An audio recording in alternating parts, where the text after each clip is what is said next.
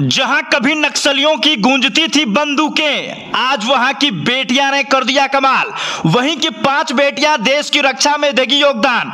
ITBP BSF में हुई चयनित। पूरी वीडियो देखने से पहले शेयर कर दीजिए ताकि और भी बेटियों का हौसला बुलंद हो और कर जाए कुछ ऐसा कि परिवार का मान सम्मान हो। बिहार के गया के जिस इलाके में कभी नक्सलियों की बंदूकें गर्जा करती थी, अब वहां की बेटियां देश की रक्षा में योगदान देगी। गया के इमामगंज का इलाका पूरी तरह से नक्सल प्रभावित क्षेत्र रहा है, किंतु पहली दफा यहां की बहादुर बेटियों ने वह कर दिखाया है जो शायद अब तक कोई ना कर पाया था। जिस माहौल को तैयार करने के लिए सरकार लाखों करोड़ों खर्च करती है, इस इलाके की 5 बहादुर बेटियां बीएसएफ, आईटीबीपी और बिहार पुलिस में चयनित हुई है। कभी घर की देहरी से निकलने में डरती थी, अब देश की रक्षा करेगी। मैंने पहले भी आपको बताया कि गया का इमामगंज नक्सल प्रभावित रहा है। यह गया जिले का बेहद पिछड़ा और बेरोजगारी का दंश झेलने वाला नक्सल इलाका रहा है।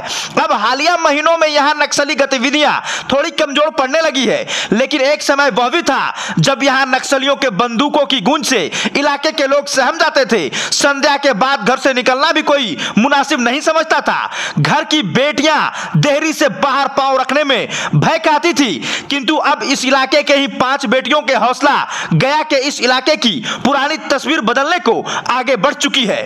पहली बार डिफेंस लाइन में जाकर बेटियों ने रचा इतिहास। इस इलाके में नक्सलियों की चलती थी समानांतर सरकार।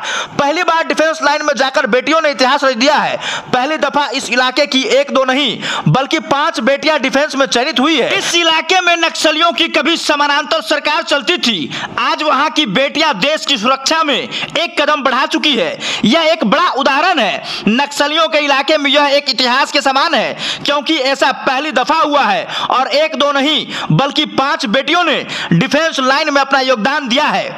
अब जानिए इस इलाके का इतिहास। युवक युवतियां हाथों में थाम लेते थे नक्सलियों की बंदूकें, जंगल की राह कर लेते थे अख्तियार।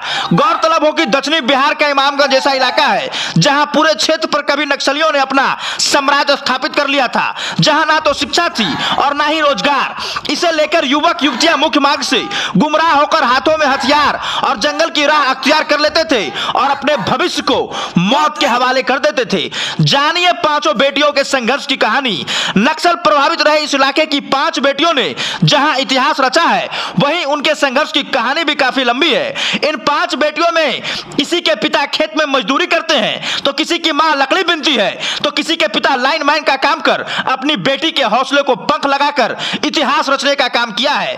इमामगंज के पथरा गांव की रहने वाली शोभा कुमारी का आईटीबीपी में चयन हुआ है। शोभा कुमारी के पिता काफी गरीब हैं। गांव में यह अपने नाना रंजीत प्रसाद के यहाँ रहती है और रंजीत प्रसाद खेती मजदूरी कर अपने नतनी शोभा कुमारी को इस मुकाम तक पहुंचाने में मदद किया। शोभा कुमारी बताती है कि वह काफी गरीब परिवार से है, उसके पास अपनी एक साइकिल तक नहीं है। बस किसी तरह दूसरों की मदद से वो अपने लक्ष्य को प्राप्त करने के लिए रोज मेहनत करती थी। इसमें रिटायर आर्मी मंजीत कुमार की एकेडमी का बड़ा सहयोग मिला और आज वह आईटीबीपी में ज्वाइनिंग लेटर लेकर आ गई है। पिता मजदूर, पुत्री बीएसएफ में। इस प्रकार संजू कुमारी बीएसएफ में चयनित हुई है।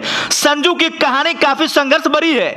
इसके पिता बंधु दास मजदूर हैं, वे दूसरों के खेतों में मजदूरी करते हैं। इमामगंज के गांव की रहने वाली संजू कुमारी बताती है कि वह सोच भी नहीं सकती थी कि बीएसएफ की जवान बनेगी, किंतु रिटायर आर्मी मंजीत कुमार के एकेडमी ने उसे लक्ष्य तक पहुंचाने में काफी मदद की। वह रोज साइकिल से आती थी और ट्रेनिंग लेकर जाती थी। परिवार को 2 शाम खाने की ठीक से नहीं नसीब होते हैं, लेकिन आज हुआ कुछ ऐसा कि संघर्ष कर मुकाम तक पहुंच गई है। किसान की बेटी पूनम ने भी दिखाया जज्बा।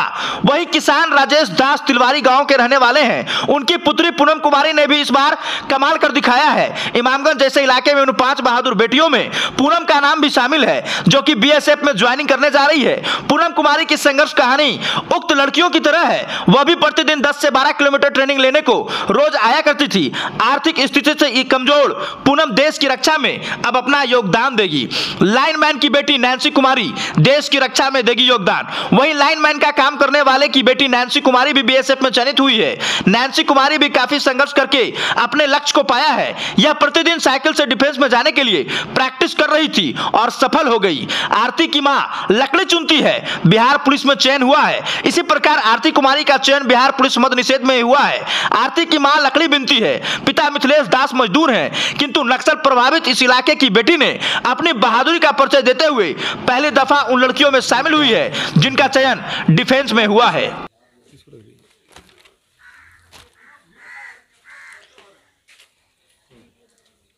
किस चीज़ में सिलेक्शन हुआ है आपका? एसएससी जीडी का बीएसएफ पोस्ट पे हुआ है